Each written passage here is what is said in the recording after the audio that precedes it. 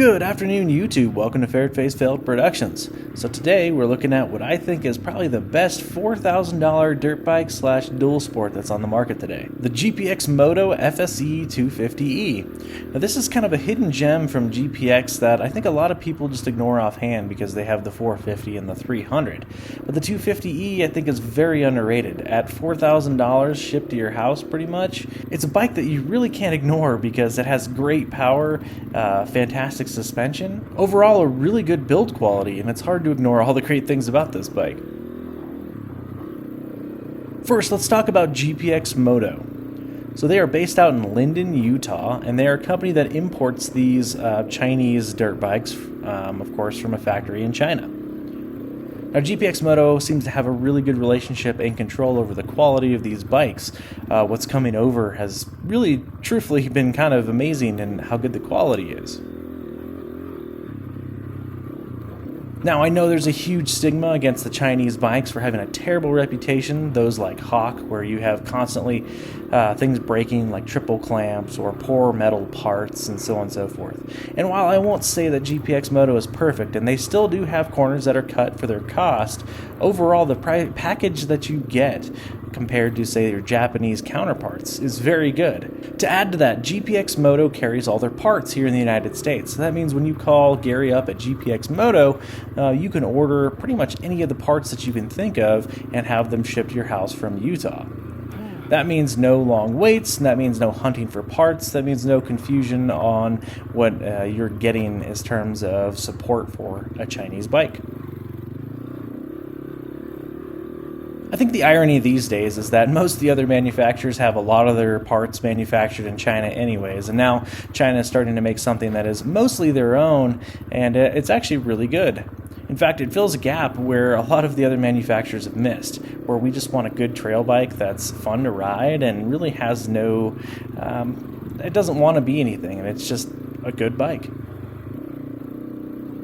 Along with that, GPX Moto offers a pretty great warranty, and they also offer a lot of assistance with troubleshooting over the phone, or if you've got any issues, they're more than willing to help you out if you've got any problems. Every time that I've contacted them has been pretty fantastic.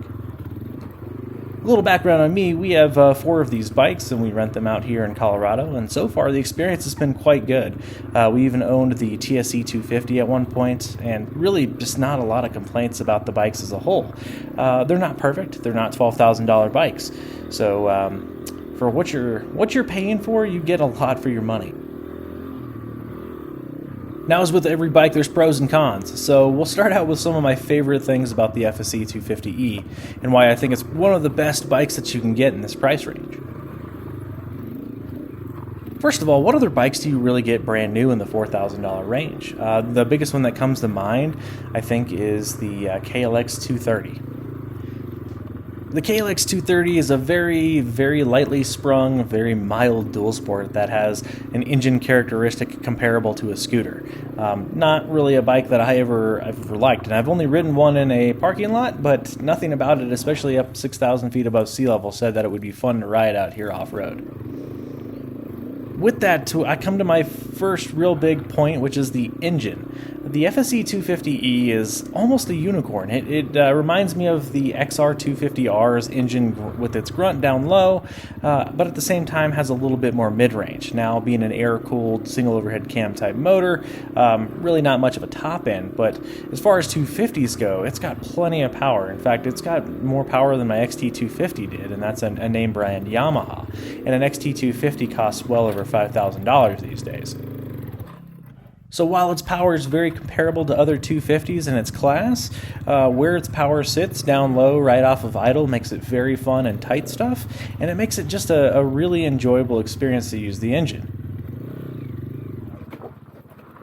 My next pro, of course, is the price. Now, I talked about it already, but of course it has to go in here, that the $4,000 price point is really hard to beat. You get great suspension, you get a great motor, you get a lot for what you're paying for, and I think the FSE 250E, the price really can't be ignored as a pro. Next is the suspension. So the suspension, of course, is something that makes or breaks a bike, in my opinion.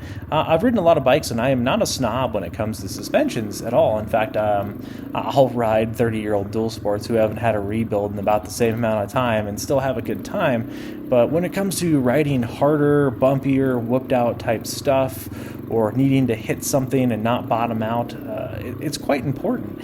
And this SZC suspension on these GPX Motos, they're sprung about what I would consider for a 200-pound individual, which is rare to get with a Japanese bike. And their rebound and dampening is adjustable on the forks, and it works very well. I found settings that are quite fantastic, and in some ways comparable to my much more expensive Beta. Now, it's not quite as refined, and it's not quite the same, but you can't expect that at the price. But that being said, if we compare it to, say, something like a CRF 250L or 300L, the suspension blows it out of the water, no questions asked. These cartridges are open cartridge forks, and they, as I talked about, have adjustments for rebound and dampening as well as the rear shock, so there's a lot you can do to kind of dial it in. Now, that being said, there are limitations of the suspension. I would not call this a overly stiff, heavily rebounded race suspension like you would expect for something doing motocross, but I don't think at this price we're really kind of looking for that. Another pro is that these come pretty much ready to be made street legal. In most states, I think that these bikes can be made street legal. In Colorado, where I live, it was very easy to plate it. The MSO that comes with these bikes is listed as a motorcycle, not an off-road vehicle.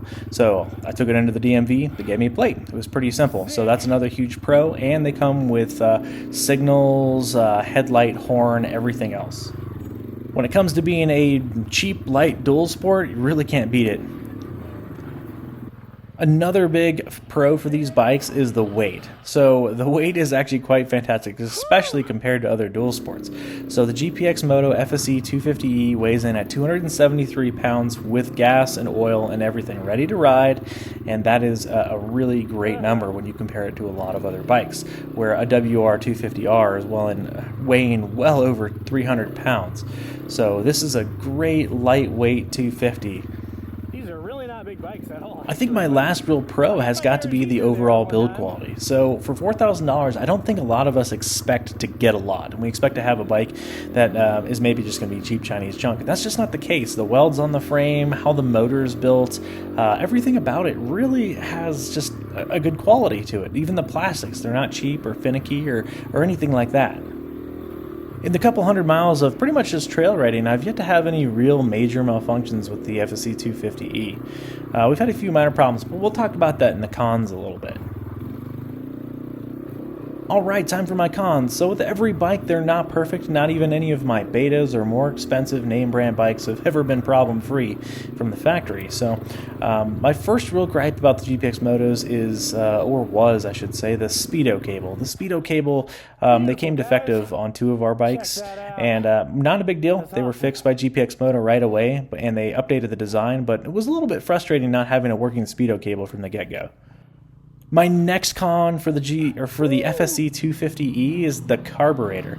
They really need to go to at least a name brand Nibby carb. I think the carburetor is a little subpar on this bike. It was very hard to dial in, and it's one of the complaints that people have about this bike is that the carb definitely takes some work to get it in a happy place for running quite right. Now that I have it dialed in, works fine, but it definitely took some messing with. I think they should find a better carb.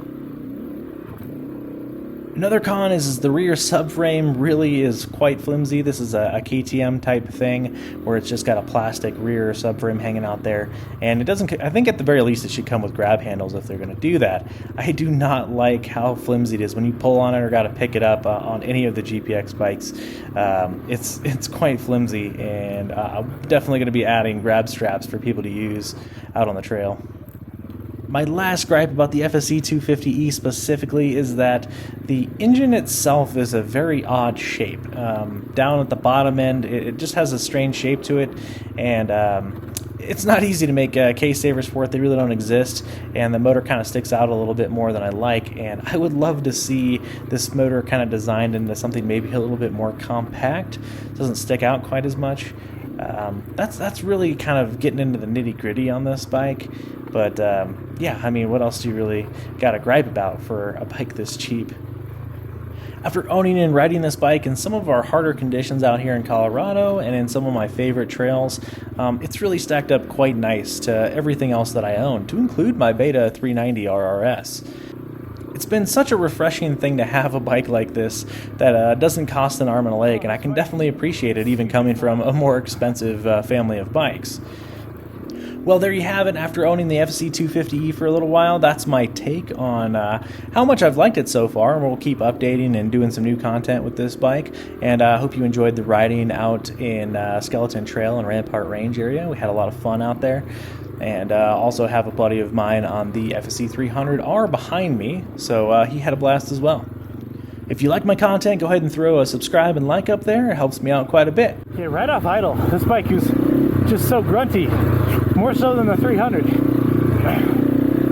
You gotta keep your revs up on the 300 a little bit more. Not much, but this bike, I would say, is the most noob-friendly of the GPX bike lineup, and oh, it's so easy and fun. Thanks for watching, guys. We'll catch you in the next one. Ferret Face out.